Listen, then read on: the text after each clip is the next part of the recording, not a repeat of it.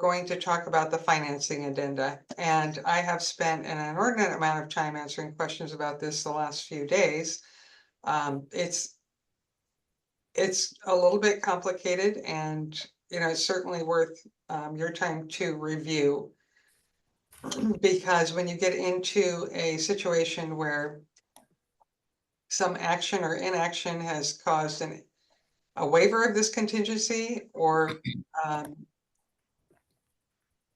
say a buyer can't get their financing and wants to exercise their contingency, I'm getting a lot of questions surrounding the contractual obligations for the parties in those cases. So it's really good to, and in fact, I've had a couple instances recently where I've said to these experienced agents, you should really take my class because I go over this in some detail. So you guys will have an advantage by deepening your understanding of not just what the forms say, but also how to use them to your client's best interests and how to explain them to your client as to what their contractual rights and obligations are.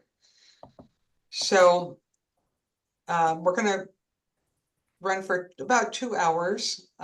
We do take a break around 3. A clock hour in Washington is 50 minutes, so we've got a little leeway for a break midway through. Then the first part of the class, I'm going to be mostly talking about the financing addenda. And then after the break, we'll go to optional clauses, which is 22D, the title contingency, lead-based paint, utilities, the inspector referral disclosure form, and anything else that you guys might ask a question about. I do allow time for questions, so don't feel like you have to wait for a break or till after the class. You can ask questions as we go along. And if you have an example or a transaction that you want to share, that's always helpful to the other people as well. So please feel free to chime in if you have a good example on a scenario. My favorites are the ones that really went bad. It's always my favorite part of the class is a horror story, And then this terrible thing happened, but it does underline the importance of understanding the forms so that you don't misuse them and inadvertently cost your client some money or even a transaction. So these addenda most of them are used in most residential transactions. They become part of the contract once it is signed around. And we'll start with, one more thing for those of you who haven't attended before.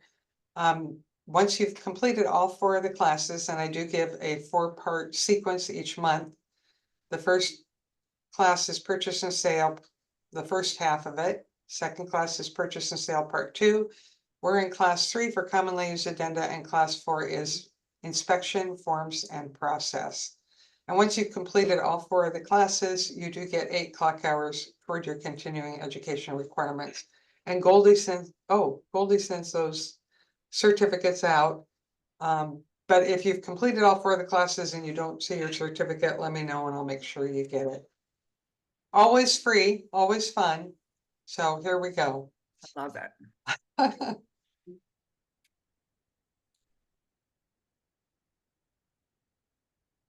Let me share my screen so you can look at the form. Okay. Is everybody looking at the financing form? Okay, I get some nods. Awesome.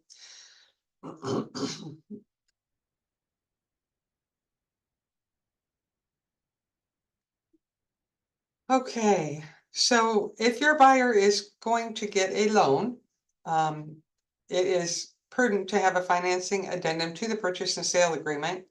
What any contingency does is it protects the buyer's earnest money. So in essence, what this does for your buyer is well, it provides information for the seller regarding the buyer's loan, but it also says that if the buyer cannot get their loan after a good faith effort, they can exit the transaction and get their earnest money back. Now, the requirements for that are all here in paragraph 4. And this is one that I almost know by heart because I have to quote it so many times to brokers. This is assuming the buyer hasn't already waived their financing contingency. So this is probably the most important paragraph in the form itself. So we're going to come back to that and go over it in some detail. We're going to run through the basic parts of the form and my recommendations for how it should be filled out. So your boilerplate language in the purchase and sale says that the buyer's going to pay cash, and they promise to have this cash money available at closing. So in order to amend or change that term, we have to add this addendum that says the agreement is contingent on the buyer getting a loan. And here's the place for us as the buyer's broker to specify what kind of loan they're going to get. So of course you will have already talked to the lender and gotten a pre-approval letter before you took your buyer shopping. So you're aware of what kind of loan they're going to get, if they need closing cost assistance, if they are participating in a down payment program, and all the things, right? Also, of course, what they're qualified to spend. So often you will have a conventional first mortgage, and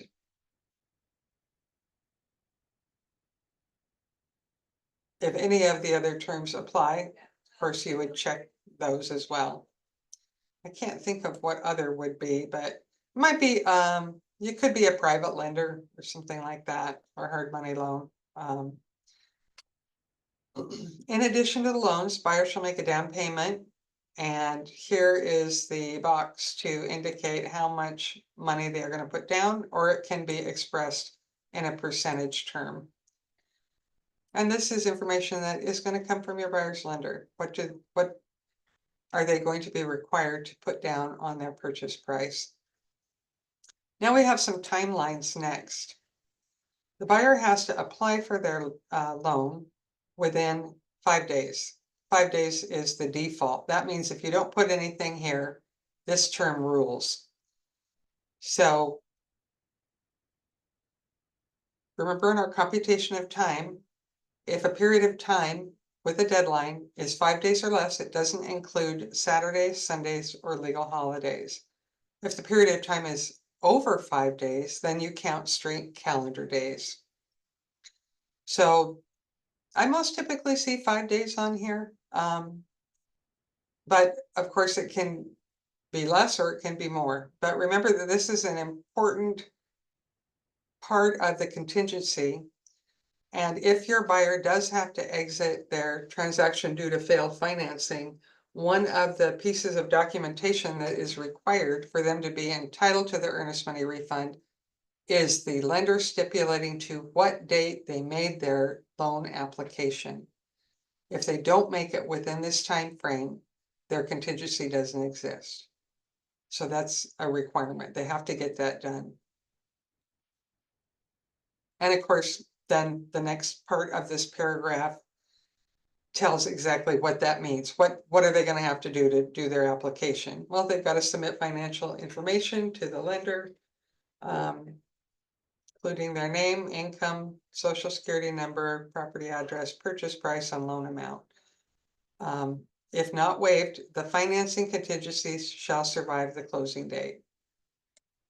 And I just had a really long conversation with a very experienced broker about this very phrase, because she had the seller, the buyer's financing fell apart at the last minute, but since they didn't provide the necessary documentation for their earnest money refund before their contract expired, our broker felt that her seller was going to be entitled to the earnest money, not the buyer.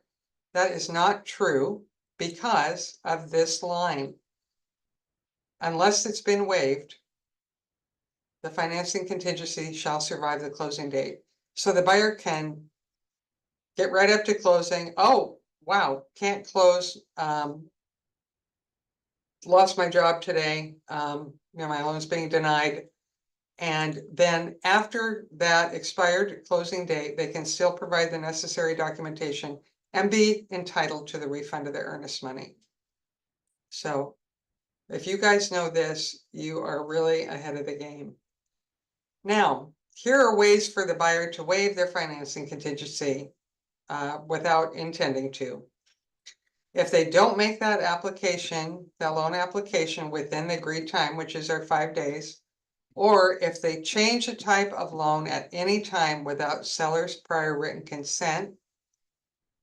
And the next part is they've got within that same 5 days, they can change their lender within the first 5 days. But if they change their lender without the seller's written consent after that 5-day period, they've waived their financing contingency. It's gone.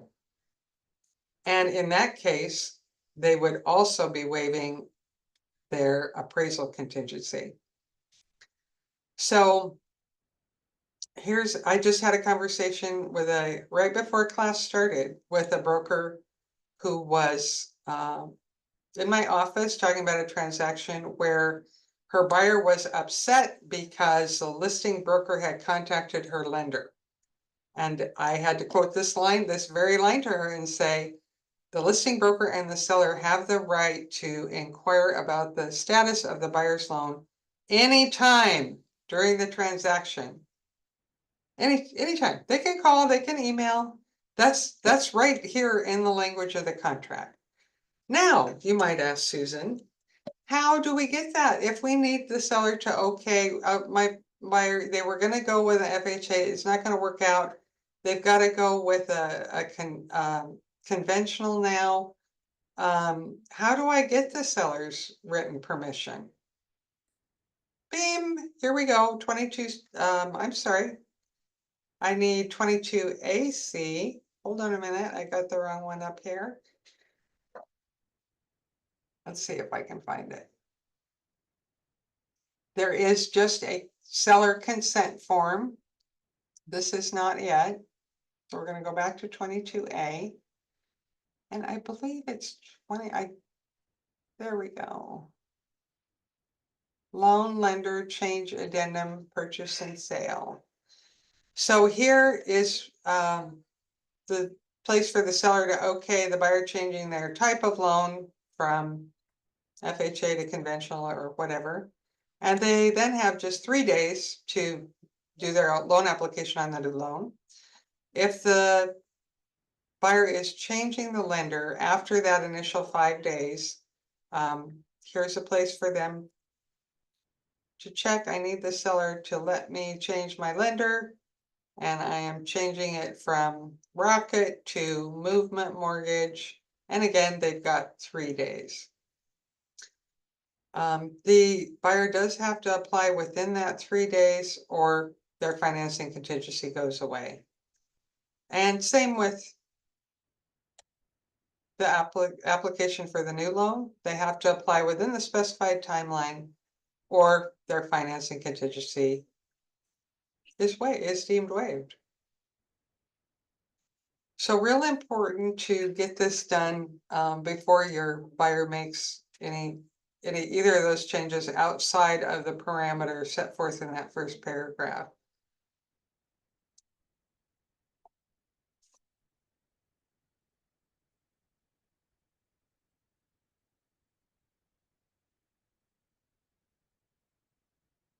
I just had a conversation with another designated broker over a transaction where we've got a seller and they've got the buyer. And this was a little different because it was a contingent transaction. It's a little off topic, but it's related. So what happened was the buyer was a contingent buyer, right? They had to sell property to buy this one from our seller. And they accepted an offer that was with a closing date that was more than 45 days out. So if it's less, is it less than 15 or more than 45, you have to get the seller's consent before you accept the offer. Well, buyer didn't do it. They just sent over, they said, oh, we accepted an offer. Here's the contract. But they hadn't gotten seller's permission ahead of time. So their contingency was now void, and seller served notice that they were ending the transaction. They didn't want that. Didn't want the terms of that new contract affecting their own closing date, right? Because they're tied together. So the twist of this story is then after that deal was signed around, it fell apart. But seller had already terminated, and the representation for the buyer said, oh, well, it shouldn't count because that deal fell apart anyway. Of course, our position as the listing side said they did accept that offer, and despite the fact that it didn't turn out, it didn't pan out, it didn't go to closing, they still violated their contract because they didn't obtain the seller's prior written consent. So just remember that when this says prior written consent, that it's exactly, you have to get the seller's okay before you do it, or your contingency is gone.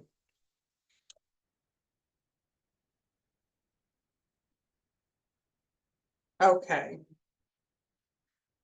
Financing contingency. This paragraph 2 is divided into 2 choices, A or B, for the buyer to choose from. The first option, and you would check this box here to exercise this, gives the buyer basically 3 weeks to get their financing in order. When you hit 21 days, the seller can give a notice to perform, asking the buyer to waive their financing contingency. And if they don't, seller can terminate. This is basically the seller saying, hey, do you have your financing in order? Are you really sure that you guys are going to be able to close on time? If so, great. Waive your financing contingency. And, with a typical escrow period of being about 30 days, that's about how long it takes to process a conventional loan. You're 3 weeks into this. You should have it locked down. So what does this look like? This is the notice that the seller would provide to the buyer, asking them to waive their contingency. And if they don't, the seller can terminate. Susan, And this is the place for them to provide that notice. Yeah. this is Tanya. Hi. Brittany Hi, Tanya, 2.0. Brittany. So I have a situation where I have a buyer who we did new construction. So we're closing November 1. The finance contingency expires or ends on October 1. But the lender is having a hard time getting annuity information verified. So Getting what information? annuity. Oh, annuity. Oh, Yeah. thanks. So, what if we don't have it by the 1st? Like, what are our options? Because the earnest money is like 42 grand. It's a big chunk. So I want to protect that for my buyers. So the lender is, so you're thinking that this notice will be served and the buyer isn't going to want to waive their contingency, or? Well, I think I need to understand what it exactly means for a buyer to waive their finance contingency. It means if they don't get their financing, they lose their earnest money. That contingency is no longer, that's what a contingency does. Says this has to happen. If it doesn't happen, the buyer can get out and get their earnest money back. So any contingency protects the buyer's earnest money. It's not a termination of the transaction. Right. It means if the buyer can't make their purchase, they're in default. And earnest money, as you know, serves 2 purposes. One is liquidated damages if the buyer defaults on the contract. In other words, terminates without any contingency to protect their earnest money. The other purpose of earnest money is the psychological one of saying to the seller, hey, I'm serious about buying your property and I can put some money in escrow. In essence, it's part of the purchase price, right? It's not in addition to it, but Yeah. putting part of the purchase price in escrow for that term, just seller, so you know I'm really serious about this. Can So it be extended? what Can it be extended? can The date, like ours is up on October 1st, but what if we need till the 10th because the and third and party's not responding? what is the October 1st date? What does that reflect? Is that the 21 days after mutual? Correct. Yes. Okay, well, notice the language. So you're thinking the seller is going to give the notice to perform. I This don't doesn't think say they so, must but or they shall. It okay. just says the seller has the option of Okay. giving a notice to perform. Okay. I'm just Um, very date oriented and like hitting my dates, so I didn't know if there was action yeah, I needed to take. So, well, um, I mean, I call them every where are other you in day. terms, you'd have to kind of evaluate your situation with the seller. I mean, do they have a backup offer? Was this a competitive offer where they had, you won out over 6 other people? No. Or has it been on the market for 4 months and you were the only buyer? No, I mean, it was a new construction home that was rescinded. The current buyer walked Yeah. away 2 weeks before closing. So it literally was on the market about 15 minutes before they accepted our offer. So, Susan, could you use a Form 34 and just ask for an extension on that period? So to keep the clients in the safe zone for that, or no? yeah, that's what I'm curious. Yeah, you could. I mean, almost anything is negotiable in real estate. You could ask for um, that time frame to be extended. Okay. Susan? Yeah. Could I, this is Carla, could you clarify for everyone on the call that just because the seller delivers the 22 AR, the buyer fails to respond to remove their contingency, it doesn't mean that the purchase and sale agreement is terminated. It just Right. means the That's seller has absolutely that right. right. Seller, and again, you have to really look at the language. If it says shall, then it's a contractual obligation. So Right. when we look at 22 AR, first of all, the seller isn't required to send this notice. Right? If they can, if they want to, and a lot of listing agents feel their sellers should do that. But basically the seller's wanting an update on where are you in your loan process? Are you solid? Are you going to be able to close on time? So if you can provide some kind of assurance to them, or if you are keep that line of communication open with regular updates on the loan processing so that Correct. the seller feels secure and comfortable that you're moving in a timely way toward your goal of closing on time, they probably wouldn't serve this notice because it's kind of a put up or shut up to the buyer, hey, you got your stuff together. Okay, take out your contingency. The seller's asking for some assurance and some contractual emphasis that, hey, yeah, buyers solid gold, they're going to close. They've got their financing in order. But having said that, yeah, there's no requirement for the seller to send this notice. There's no requirement for the seller to terminate. Sure.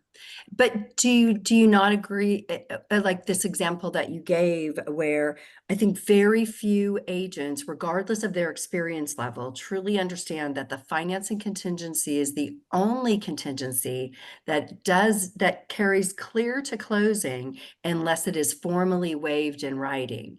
And so if your seller doesn't understand that, I would think that as a listing agent, you could have some liability for never having that conversation. This gives you an opportunity, whether you serve it or not, to have that conversation to educate your seller. Oh, absolutely. And as we talked about a few minutes ago, not only does it go all the way to closing, it survives the closing date. So even if the buyer submits documentation after closing to entitle them to their earnest money refund, that's still valid. They can still do that.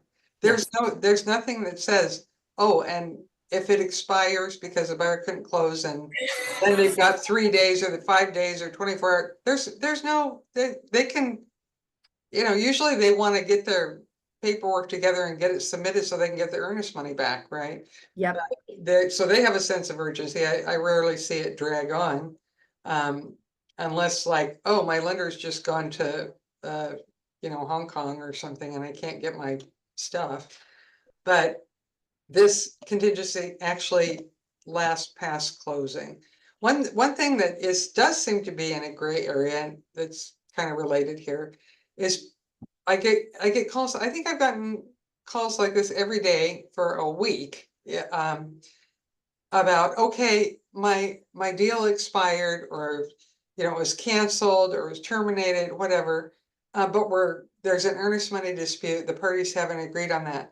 Can I put my listing back on the market or not? So what do you think, class? What's the answer? Well, I feel like this is a trick question, Susan. I would say yes, but I feel like I'm about to learn something. No, you are correct. Ding, ding, ding. Okay. I'm a winner. So Okay, at the good. very beginning of my sentence, I said the deal has expired or been Yep. terminated. So when that deal's dead as a doornail. Now we're fighting over the earnest money. So that's a whole separate thing, but you are not within a contract. There's no obligation. It's terminated or expired. And so seller has a legal right to market their property. It's their property, right? And they're not in a contract anymore. So yes, you can market the property. Just make sure your paperwork's in order so that, if it was a notice that was served, it only needs the signatures of the people serving the notice. But if it's, say, a rescission that requires all parties' signatures, make sure it's all signed around before you relist the house you're trying to sell for your seller. Okay.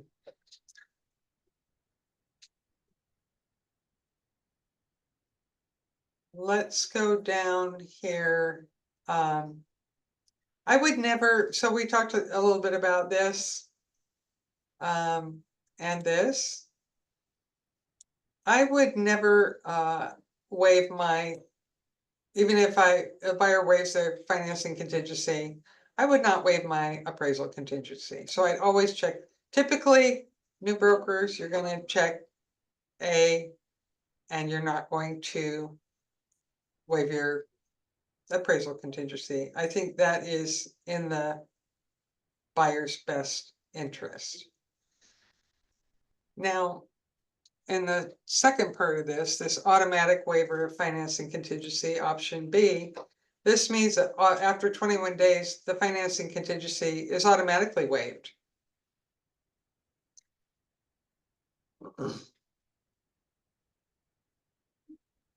Why would you do that? Would you do that if you know, like, I already know they are getting financing for this house? Like, I mean, well, I guess why would you do that? I think and this came up recently, I think the only scenario that I can think of is possibly to make your offer more attractive or more competitive. If you're in a multiple offer situation. What do you think, Carla? If you're in a multiple offer situation, you'd be surprised how many times that will come to us checked to be, and they haven't even asked if there's multiple offers. So, some of it just is, the agents just don't have clarity on what the difference between the two is. But if you're representing the seller, a 2B is always stronger than a 2A.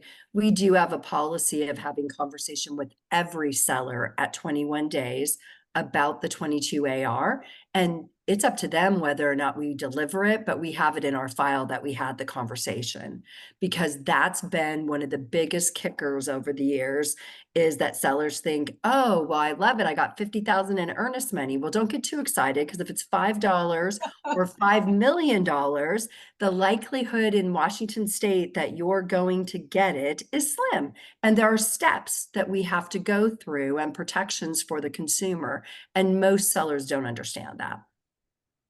Well, that's an excellent point and a good conversation to have. The other thing I'd like to mention is on the other side of the transaction, if you've got the buyer, you want to make sure that you have disclosed to them that if they default on the transaction, their earnest money is their skin in the game. This is what they're going to forfeit. This is the liquidated damages. And if something unexpected happens and the transaction is terminated or one of their contingencies maybe all their contingencies have expired, or even if they are exercising a contingency, they might be contractually entitled to the earnest money. That doesn't mean that the seller is going to release it forthwith. We had a situation not too long ago where buyer, through really their own mistake, they made I don't know, some big purchases during their loan processing time and really messed up their credit. And they couldn't get their loan. And the seller was absolutely furious and felt that they had, done this really just to irk him, I guess, because he was very upset. And of course, he wanted to, sell his house and, go move to California, be closer to his family. He had his own plans, right? But he was so mad at the buyers for basically being, I don't know, I would just say hapless, Hopefully their lender and their broker had told them, don't make any purchases, except, just buy your groceries and gas, whatever. Don't buy anything else during the time that your loan is being processed, because it could affect your credit score. And that's one of the components in, getting your loan processed and the rate you're going to get and so forth. So anyway, they couldn't qualify. They provided all the correct documentation. The seller wouldn't release he wouldn't agree to the release of the earnest money. And escrow, though they're a neutral third party, they're a fiduciary to each of the parties.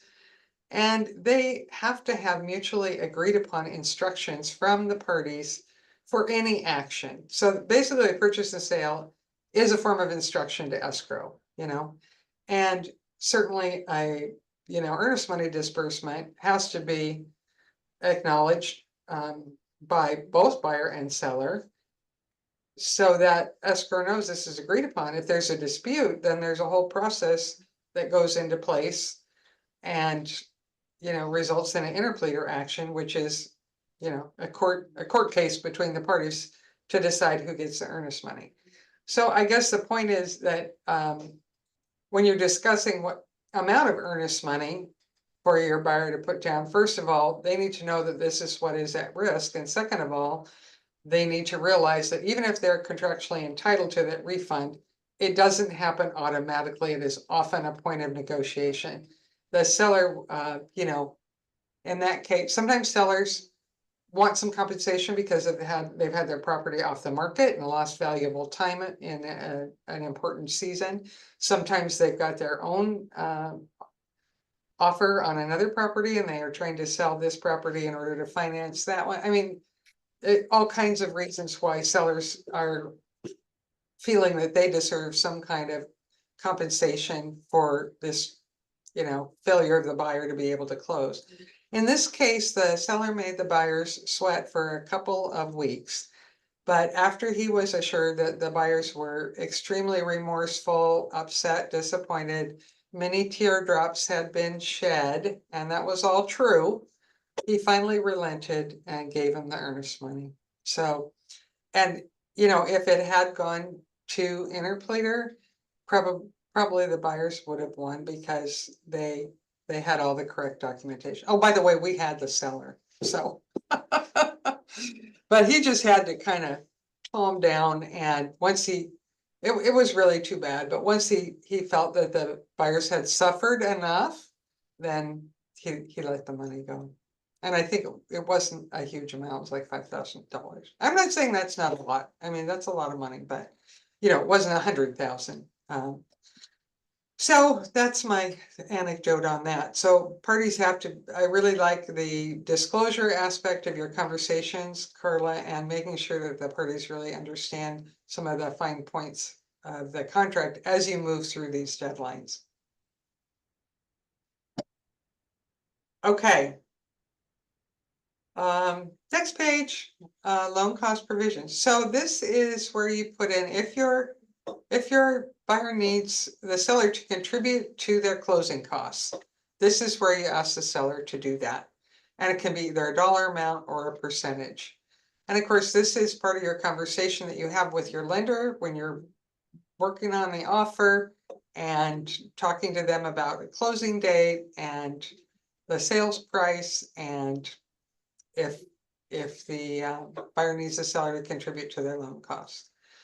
Now, they will give you hopefully a realistic amount because the buyer can only use what the lender approves towards their prepaids, loan discount, loan fee, interest buy down, and financing, or any other costs allowed by the lender.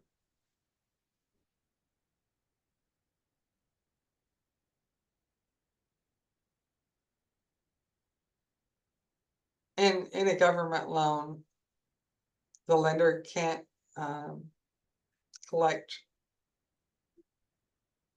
Well, when I say government loans, FHA, USDA, and VA loans, the seller has to pay the $300 towards the buyer's settlement costs automatically. And they also have to pay buyer's share of the escrow fee for a VA loan. Now notice that even if buyer waives the financing contingency, this paragraph stands, right? This is separate from the contingency. And escrow always looks at this too, to make sure that they get the debits and credits correct.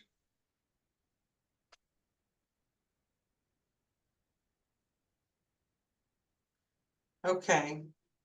Now here's the famous paragraph 4. This lays out an explanation of what the buyer has to do to get their earnest money deposit back if the financing is denied. And you, the selling broker, buyer's broker, you have to take action on this. It's not going to happen automatically. Sometimes people just send an email saying, oh, too bad, so sad, my buyer didn't get their loan. Please sign this Form 50 authorizing the release of the earnest money. Buyer, I don't know if that would ever work. Maybe if the other agent didn't know anything, but this paragraph says this is what the buyer has to do to get the earnest money back. Earnest money shall be refunded after lender confirms in writing. So remember the date that buyer made their loan application, a copy of the loan estimate that was provided to the buyer, and that's at the outset of the loan processing period. It looks a lot like a closing disclosure, but it's called the loan estimate. The lender has to say in writing, buyer had enough non-contingent funds to close. That means for the down payment and closing costs. And what was the reason the buyer was denied their loan? So all those things, and they're going to serve, then they're going to serve this. If you, the buyer's broker, are going to get that information from the lender, and you're going to deliver it to the listing broker and seller, along with an authorization to disburse earnest money, which looks like this. And this is not a rescission. You don't use a rescission when you're exercising a contingency. So in this case, we're going to ask for the earnest money to come back to our buyer. So we're going to fill this part in, have our buyer sign it, you sign it, and then you're going to send it along with a Form 90I and all the documents from the lender that we just listed off over to the listing side to get your buyer's earnest money back. Let me see if I've got, oh, sorry. Let me see if I've got a. I hope I never have to do one of those. Yeah, well, They don't, it's not that frequent really, and I think that's maybe why I get so many questions on it, is because people don't really have to do it very often. That makes This sense. is what that notice looks like. When you get a notice from your buyer's lender that says they can't get their loan.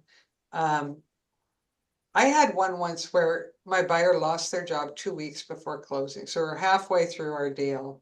And it was just a heartbreaker, you know, it was just terrible, but this was years ago. But there just wasn't anything to be done about it, you know, you just have to forge ahead and try and get them their earnest money back. So this is the notice 90I that you would send along with Form 50 and the items here in paragraph 4, which I'm going to repeat this because it's so important. So you've got to get from the lender the day the buyer made their loan application, a copy of the loan estimate, that the buyer had enough money to close, and why their loan was denied. Those 4 things. Susan, can And the 90I and 50. Okay. you Yes. clarify who the lender is? I know there's been lots of questions about that over the years. Is that the underlying lien holder, the person who's actually providing the financing versus a mortgage broker, or does it matter anymore? A mortgage broker can provide this information. So it's not a lien holder because a lien is a financial encumbrance and the buyer doesn't. Sure. I guess I meant the source of the fund. That hasn't been created yet because they don't have Right. one yet, right? Okay, So it's whoever it is that's providing the loan to the buyer. And it can be the mortgage broker, because they're often a point of contact and communication. got it. Okay. The other thing, sometimes you can get, this has happened a few times, where you can get everything from the lender except that loan estimate. I don't know why it's so hard for them to find that. But if your buyer has that loan estimate, they can provide the loan estimate. It doesn't say anywhere in here that the lender has to send you that loan estimate. It just says a copy of it that was provided to the buyer. So that element, that one item can come from the buyer, but the other stipulations, you know, all have to come from the lender. So you need that loan denial letter. And a lot of times they have a form, a denial form that will have the reason for the denial. And then you need that along with an email from the lender that gives you the other information. Date of their loan application, they had enough money to close. Okay. And then if the seller terminates the agreement, the earnest money gets refunded. I don't know if that's ever happened, but oh gosh, it's almost 3. Okay, we'll go till 3 and then we'll take a break.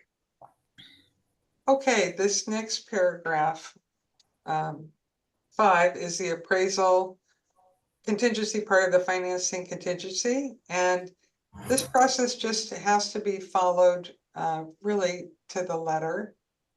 And you would be using, oh my goodness, have I forgotten another one? 22AN for that notice. And I'll show you what that looks like here.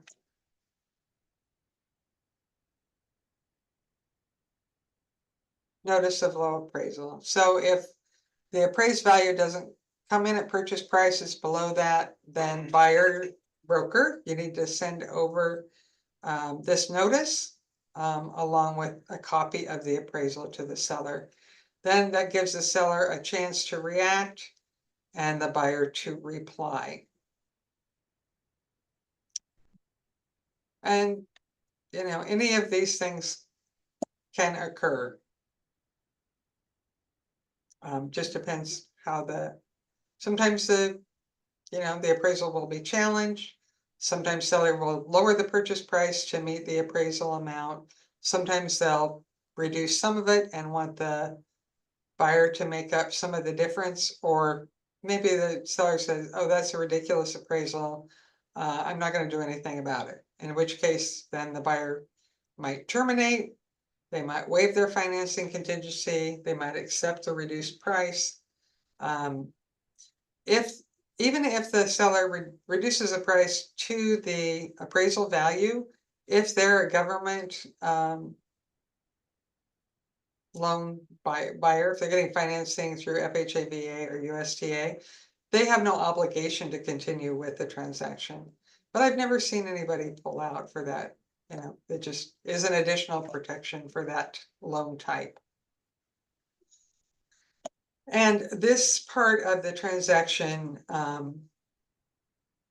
gives the timelines for the back and forth, just kind of like with the inspection.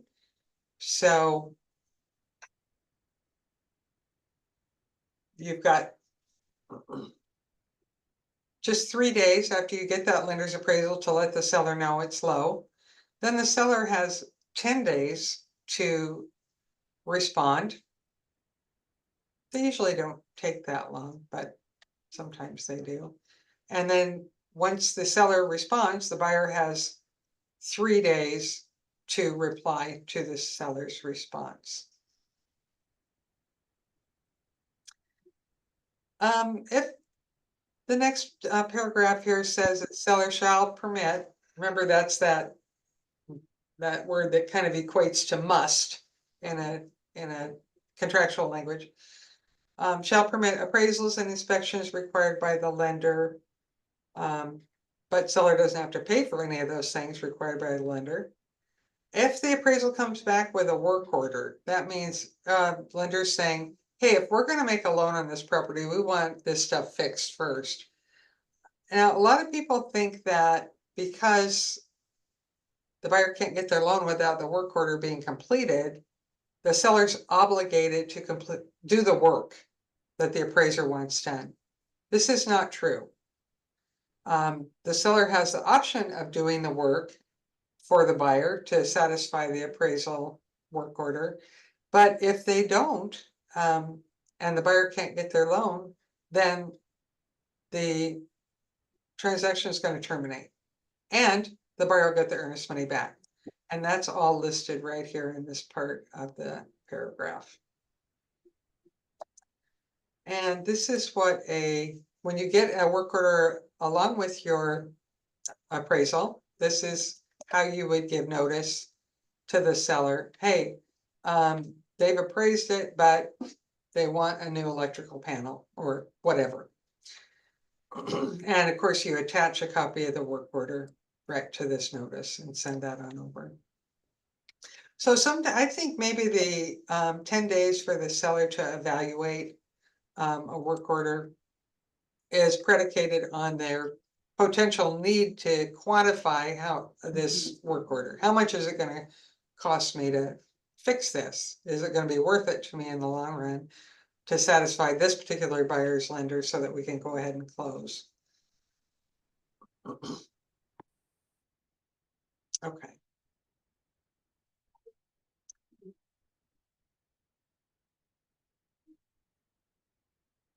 Okay, paragraph 6 gives permission for the, oh, I'm sorry, we already talked about that a little bit. Paragraph 7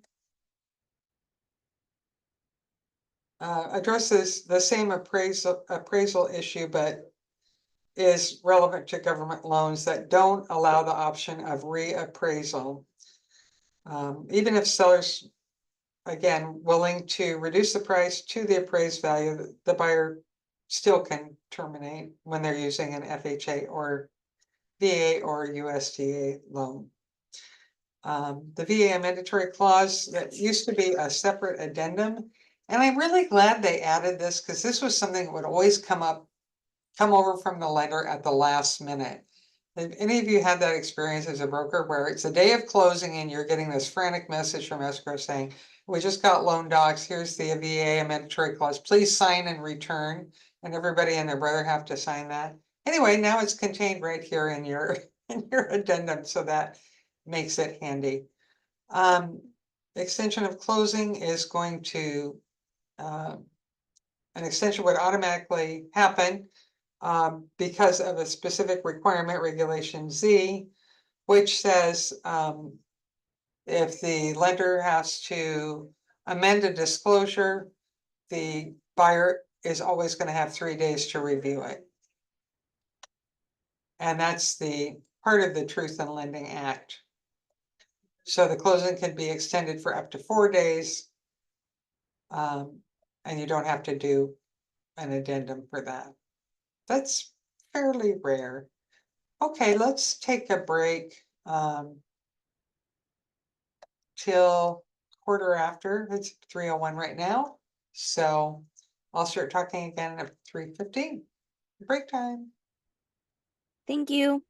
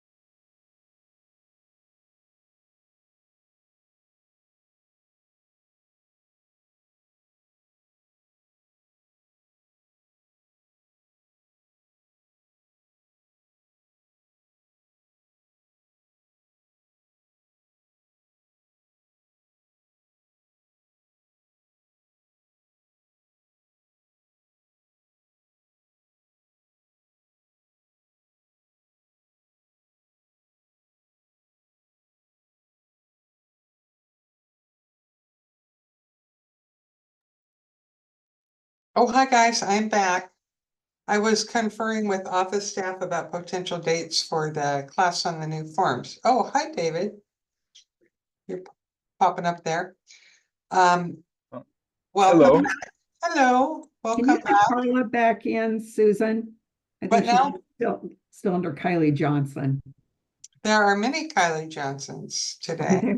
Well, Carla got bumped down. I'm not seeing anybody in my waiting room. And a couple Britneys. We like to keep it interesting. Yeah, I've got two Kylie, 1, 2, 3 Kylies are present. Oh, I'm not sure. There should be 4, Okay, I think. Let me check. 1, 2, I might only have 3 Kylies.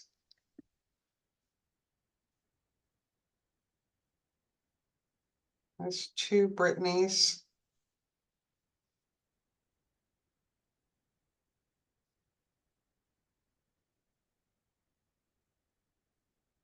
I'm sorry, I would be happy to admit them, but I don't see anybody in the waiting room. Okay. I'm gonna resend you. I'll try and keep an eye on that. In case She somebody, said she's in. huh? She said she's in. Oh, okay, good. Awesome. Okay, welcome back. Now we're going to talk some about optional clause addendum. This is actually my favorite addendum because it has so many goodies, nice protections for your buyer, and it has some stipulations that aren't contained in any of our other purchase and sale documents. So this should really be used with every residential transaction. Paragraphs 1, 3, and 4 should always be checked by the buyer broker to help protect the client and also the brokers and the firms. The first one, square footage, we are not actually measuring ourselves, and so buyer has to verify to their own satisfaction, and this just says we're not actually out there measuring with our yardstick. So, buyer, if you have a question about this, you've got to verify. On paragraph 3, seller shall clean the interiors, remove all trash, debris, and rubbish. Well, why wouldn't you want this done before you move in? Unless it's a tear down and your buyer says, oh, the bulldozer's coming in, I don't really care what's in there because it's all gonna go in a heap.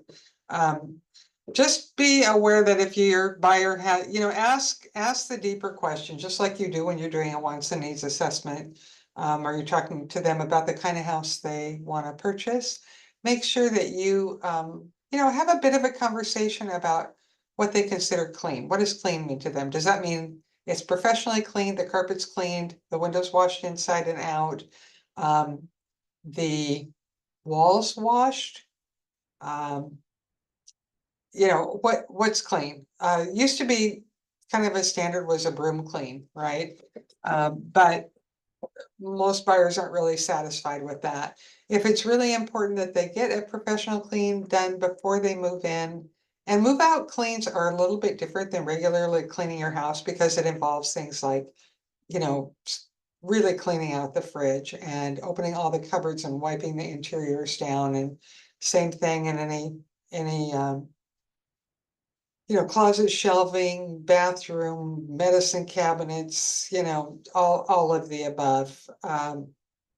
So you either will want to negotiate on that as part of your contract, living room carpet to be professionally cleaned, no, no later than 5 days before closing or something like that. Or if buyer doesn't trust anybody but their own cleaner to make it right for them, then they can get that lined up for, the day after closing, or just prior to them moving in. I like to use the example of, okay, so you guys, if any of you have ever had a spouse or a roommate or even a sibling that you share a living space with, you can probably understand the concept that what's clean to one person isn't clean to another person, right?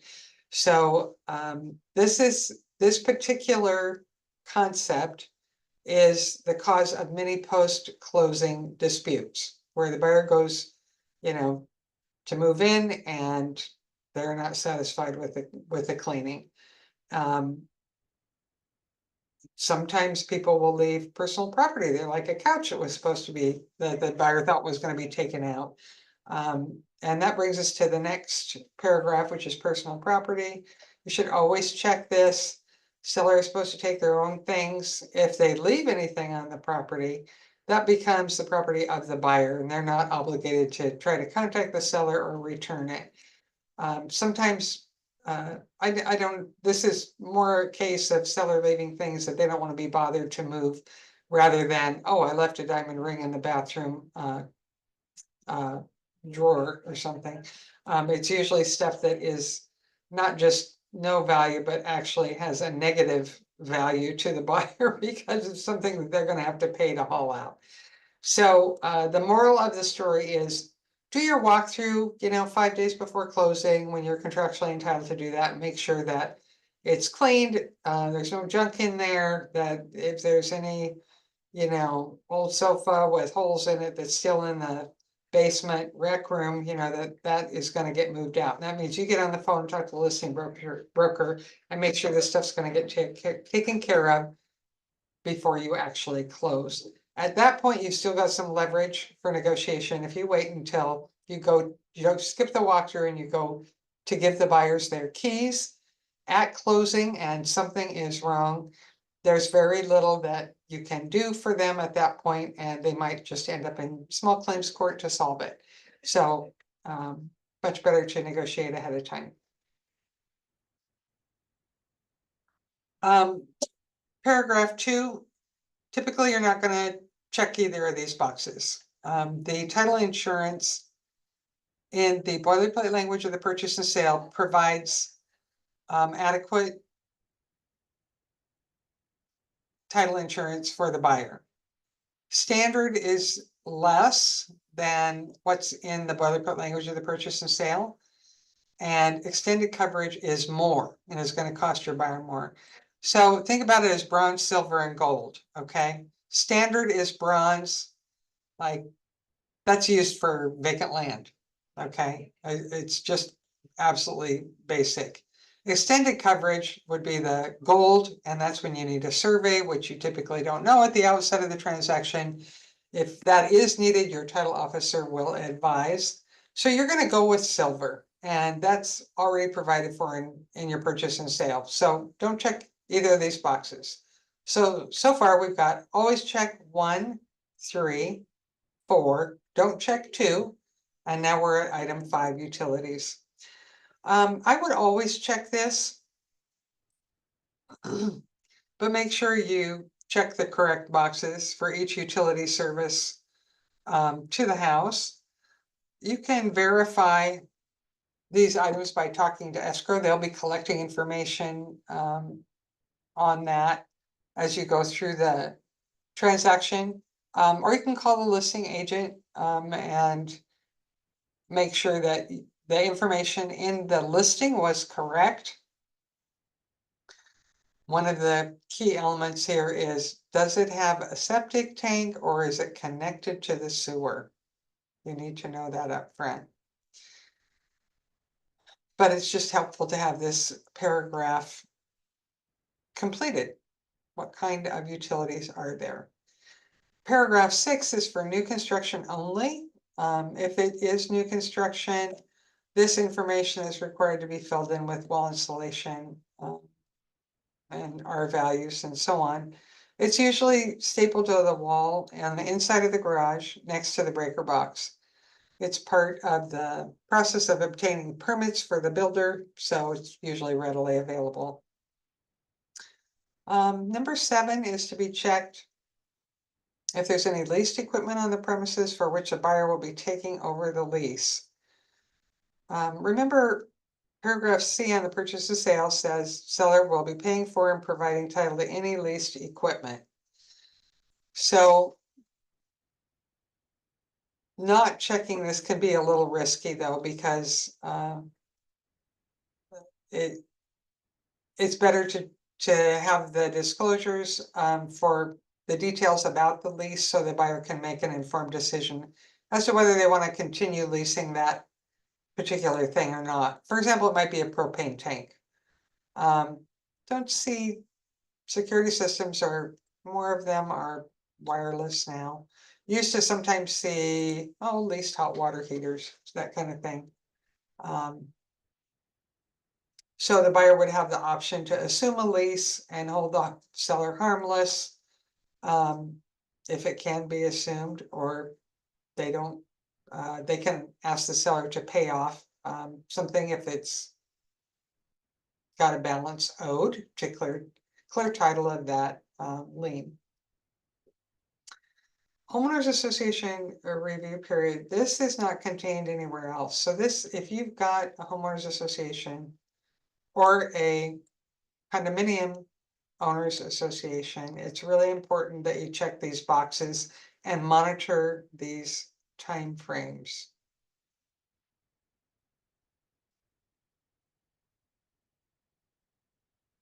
So the seller has 10 days to get these documents and deliver them, 10 days of mutual acceptance, and deliver them to the buyer. Association rules and regulations. Architectural guidelines are very important to many buyers, especially if they're restricted on what kind of, say, landscaping they can have out front. What color can they paint the house if they're planning on repainting the house? Can they put a shed in the back or a shop in the backyard? Bylaws, covenants, conditions, and restrictions. Association meeting minutes for the prior 2 years, board of directors meeting minutes for 6 months, financial statements for 2 years, and the current budget. Why is this also important? Well, you want to make sure they've got adequate reserves for the maintenance of the development, whether it's a group of condos or a group of houses, or group of townhouses. And you want to make sure that there aren't any pending special assessments. We recently had to settle a claim from a buyer. We sold her the property. We did receive the association information in a link, but it was missed. A couple of different people missed it, and it never got sent to the buyer. So soon after she closed and moved in, she went to an HOA meeting, and they started talking about the new special assessment that had been levied, and it was going to double her HOA dues for 2 years. So instead of her HOA dues being $500 a month, they became $1,000 a month for 2 years. She had no idea this was happening. She was very upset. She contacted, guess who? Her broker. And you know what? We filed an insurance claim on this. This was an error and an omission. And this is what, this help, this policy gets paid for. We pay a little bit every month, or every transaction, sorry, for this kind of protection, right? So the attorney did review all the facts, correspondence, and documents for the transaction, and determined that we really should pay this for our buyer. So we did. It was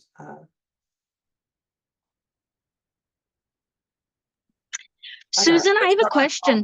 $12,000. Yeah. Go ahead. What happens? Hey, it's Wendy. Sorry, I'm not on camera at the moment. That's okay. What happens if you kind of don't have a lot of the paperwork? Even if when you reach out to the HOA, they don't necessarily have all 2 years. Like, what can we do in those situations? Yeah, it kind of depends, Wendy, because if, say you've got a development that has 50 homes and it's a volunteer board, right? And so there's no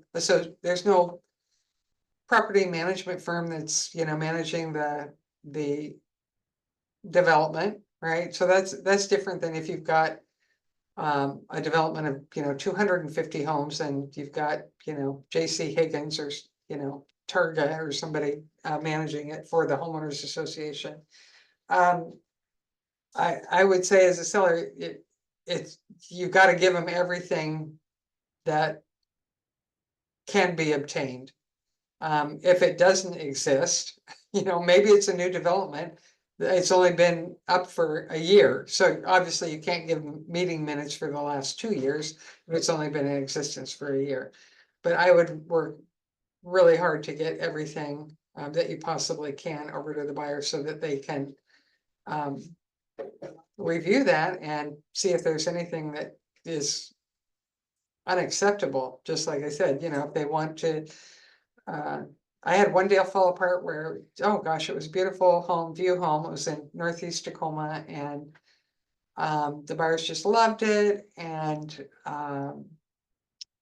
we got the HOA docs, and it specified they could not put there were no outbuildings allowed anywhere on the properties. Because it was all perched on this bluff above a hill, and you had a big sound view. And I think it was really to discourage that. But anyway, Mr. Buyer had, I think it was a woodworking hobby or something, and he had plans to put a shop in the generously sized backyard and pursue his hobby. Well, that was specifically forbidden by the CCNRs, and they decided not to buy the house. So they didn't want to buy it and then get into, either put up the thing without approval or, try and fight for an exception from the HOA. They just moved on to some other place that would allow what they wanted. So, these things are really important to buyers, and it's important for them to have this information. For example, on the buyer that, we just settled that, claim on, if she had known ahead of time that her HOA dues were going to be, an extra $12,000 over 2 years, that might have affected her decision to make the purchase. She might have bought something else, or at the very least, looked at her financial resources to see if she would be comfortable taking on that additional financial responsibility. So buyer has 5 days after they receive this information to look everything over. If they don't like what's contained, they can disapprove. The agreement terminates and the buyer gets the earnest money back. The next paragraph just says, if the HOA has a transfer fee, if on that invoice, which they'll send to escrow will ask for a payoff, it says who's to pay it, then whoever says has to pay the transfer fee will pay it. Usually it's the buyer. But this says if they don't specify, they just send an invoice that says transfer fee $300, then the seller will pay it if you don't fill this in. As a buyer broker, I'd always check that box. We'll just let the seller pay for that.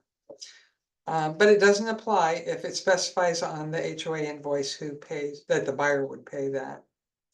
So that's just a nice little bonus for your buyer if you can get that. Anything that's going to be excluded from the sale, typically this will have been listed in the, specified in the listing itself. If there's something that the seller's going to take out, make sure your buyer doesn't get their heart set on it. If the seller does remove something, they have to repair any damage caused by that removal. Say they take down a shelf in the kitchen that was holding cookbooks. Well, they can't just leave the holes in the wall. They have to, spackle it and touch up the paint and make it look, good. And this is a place to list those excluded items. If there are more, of course, you can always attach a 34 blank addendum to specify those items. I've had people take chandeliers, doorknobs, Franklin stove, curtains that match their bedspread, rose bushes, rhubarb plants, occasionally a tree. It's amazing what people have, attached sentimental value to. So. Next paragraph 11 is to identify which, if any, of the home warranty plans will be used and who's going to pay for it. if you can afford to give a home warranty as a gift, it's a fantastic gift.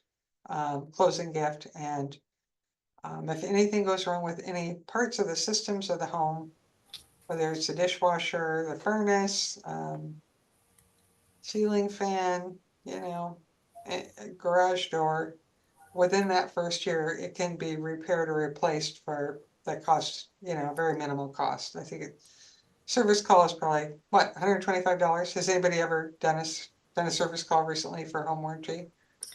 No, but each company this is Tanya, each company offers it different. Like I've done, so I have a thing where I give a home warranty for every first time home buyer. So if Oh, it's their that's first time ever buying, I take 500 out of my commission, apply it to a home warranty because it's just a service I want to provide as their agent, something they'll awesome. remember. Yes. And the company I use is I think it's like $450, and then the service call is like $99. But then I've used other ones that are, $110. But I mean, it's not expensive for the Well, service. it's based on the square footage of the house, first of all, the cost, and then second of all, like level. the number of appliances kind of, Right. and if there's a pool, you know, of course, it would be more, and Right. you know, you have to list all the things, right? And then they tell you how much it's gonna be. But I always, and even if maybe you can negotiate for the seller to chip in a couple $100, if they're not offering one, or you can offer to your buyer to pay, several $100s towards it. If you can do the whole thing, that's awesome. I'll tell you, anybody I've ever given a warranty to, they've never forgotten it. And Yeah. Especially if they had to use it the first year.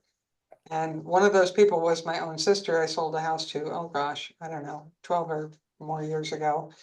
And her dishwasher gave out with that first year. You know, it was an older home, and it Right. wasn't a new appliance, but there was nothing wrong with it. It was working fine when she bought it. But she was so happy that she could, get that dishwasher fixed for whatever it was back then, $100, as opposed to having to buy a new one or paying for, a repair that would have cost her several $100s. So, and she actually mentioned that not that long ago. So, Oh no, that's I good. I mean, remember. I'm sure eventually it'll come back around. It's my first year, so I just, Oh, yeah. Well, like I said, they don't, Yeah. especially if they have to have, if they can use that warranty the first year. I'm not wishing, appliance failure on Right. it. But like the house I just sold, so I was representing seller, and then the buyer asked for a $600 home warranty, and my sellers said no, they didn't want to pay for it, and they're they're stubborn. They're my friends, but they're stubborn. So I just told the agent, I said, why don't we just split it? So we're just splitting it. We're not going to lose a deal over Yeah. $600. So I Sure.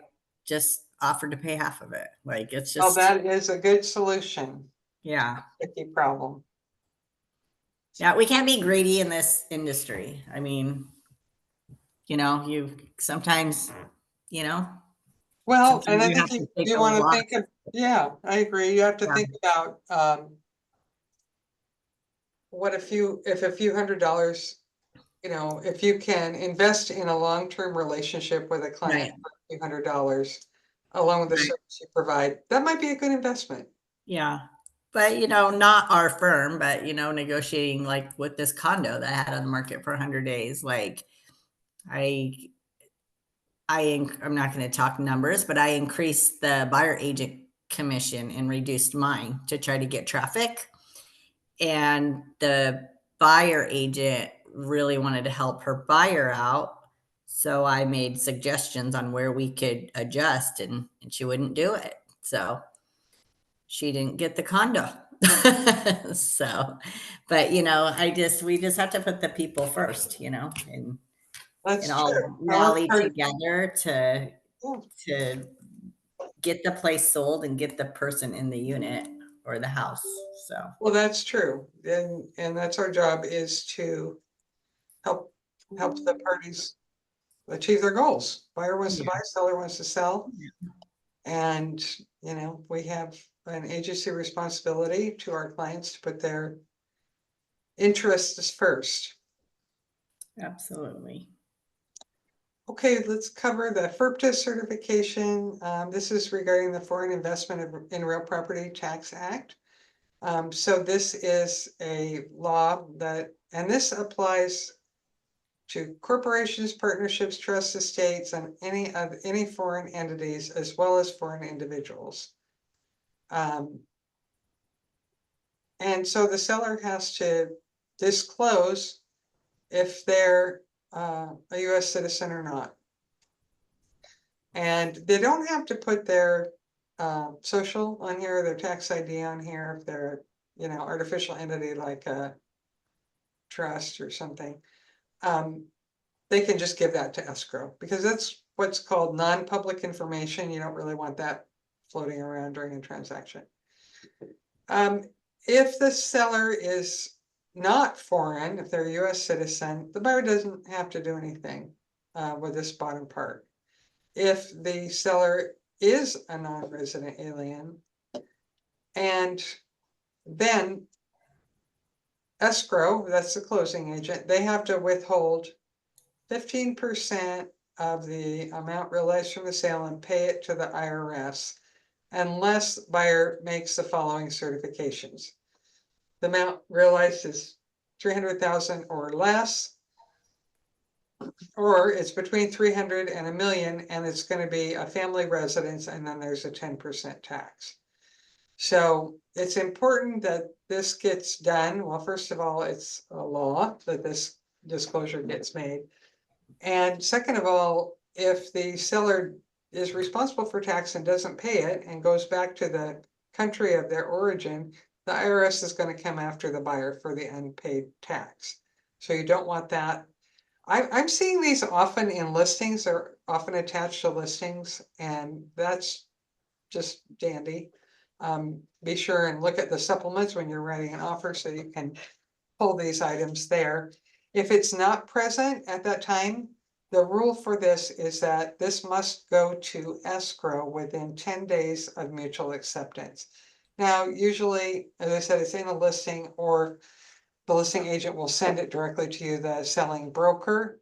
But if at 10 days after mutual, you don't have this in your possession, you better get it from escrow and get it in your file to make sure your buyer is protected. Lead-based paint disclosure. This is also a federal law that requires this disclosure because of the severe health hazards that are potential from the presence of lead-based paint. As the years go by, I think there are, a lot fewer of these houses around, but there's certainly lots of older houses and you have to have this disclosure on there. And they list all the horrible things that can happen here with lead poisoning, especially to young children. So if your seller has any information about this, if they know about any lead-based paint or hazards, they have to disclose those. Typically, you're going to see, oh, seller doesn't know about it and they don't have any records. And it's kind of like when you do a Form 17, the answers are yes, no, and I don't know. If they don't have it, they don't know, they don't know.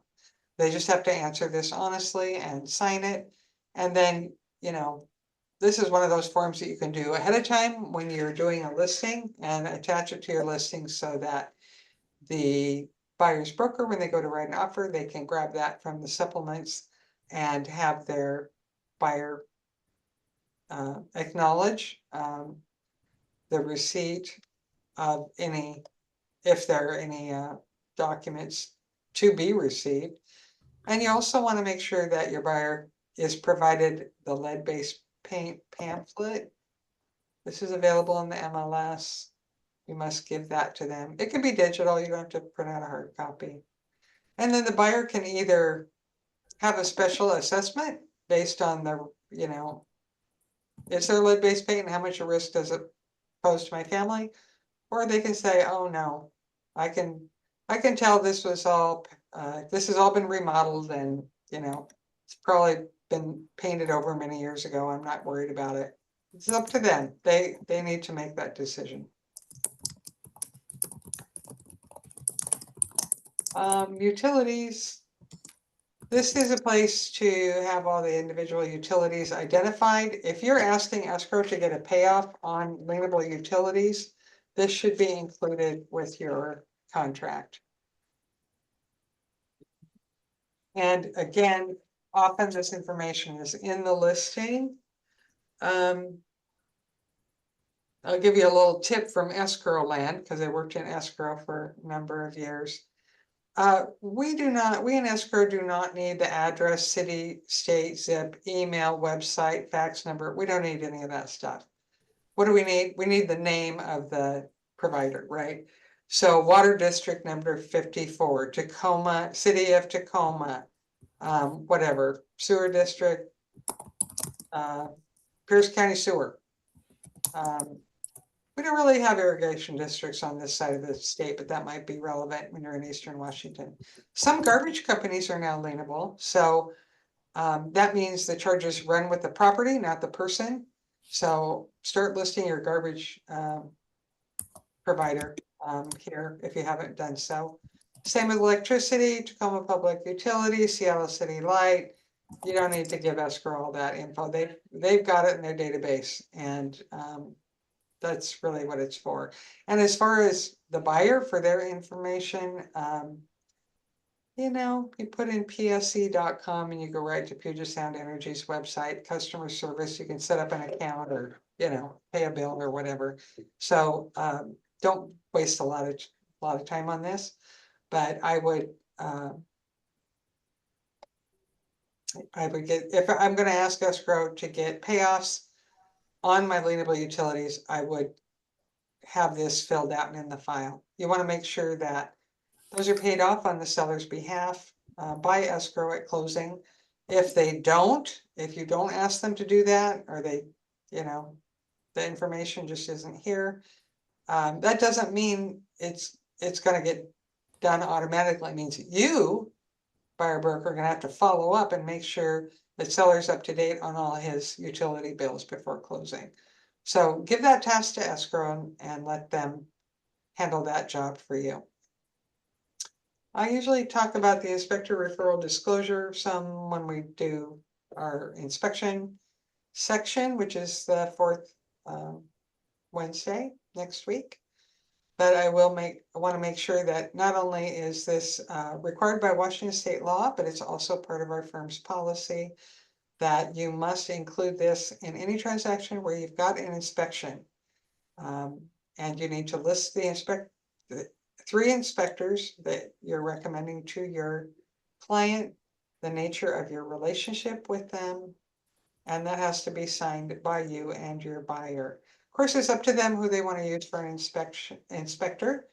And, you know, a buyer can do their own inspection, but if they're going to hire someone to do their inspection, then we are required to disclose if we have a current or past relationship, including a business or familiar relationship.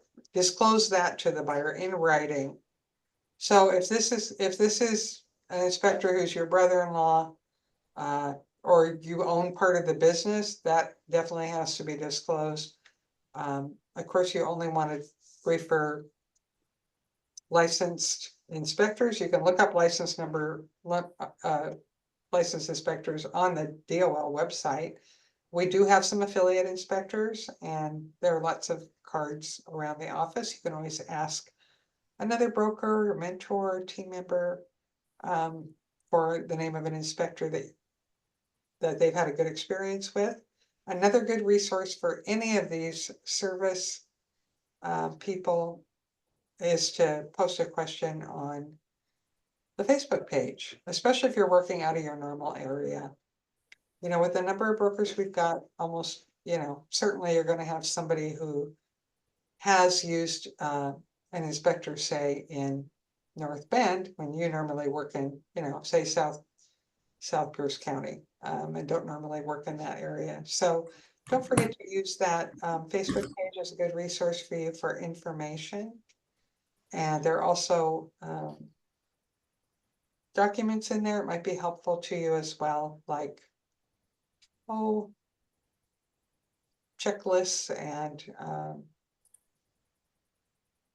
trying to think of what else I posted on there.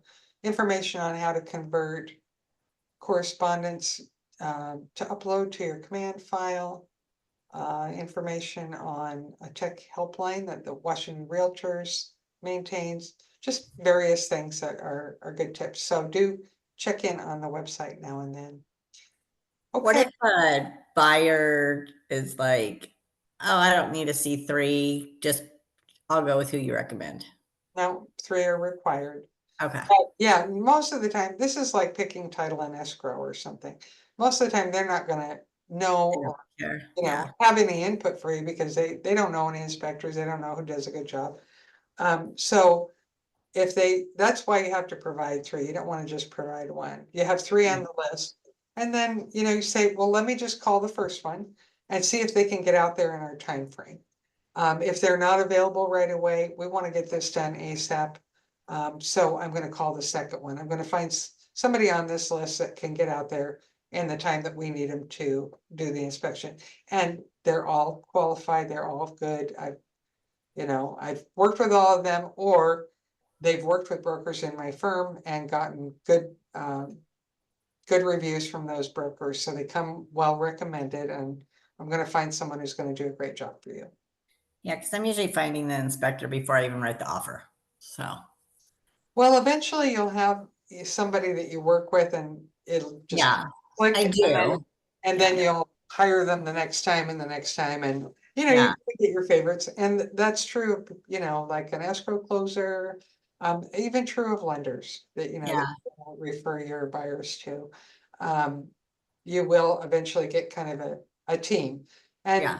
you know, again, the Facebook page is a good resource for that because they'll say, I mean, you might need somebody like a locksmith or a window washer or a landscaper or, Yeah. you know, somebody to do some, you know, electrical work or, you know, whatever it is. But over time, when you use different people, then you kind of collect that information so that then when you do have a need, you've got a good resource list, right? Okay. Do you guys have any questions for me?